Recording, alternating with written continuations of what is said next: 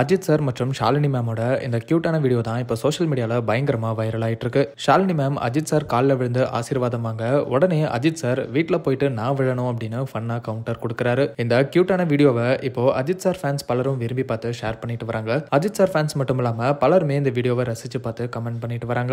இது ஒரு பக்கம் இருக்க, குட் பேட் அக்லி படத்தோட வெற்றிக்கு அப்புறம் அஜித் சார் மறுபடியும் ஆதிக் ரவிச்சந்திரன் இயக்கத்தில் நடிக்க இருக்கிறதா தகவல் வெளியாகிட்டு இருக்கு. ஆதிக் ரவிச்சந்திரனும் அதை உறுதிப்படுத்துற விதமா பேசியிருந்தாரு அப்படிங்கிறதும் குறிப்பிடத்தக்கது. அந்த வகையில சீக்கிரமே அஜித் சாரோட அடுத்த படத்தோட அப்டேட்ஸும் வர இருக்கு. சோ வெயிட் பண்ணி பார்க்கலாம்.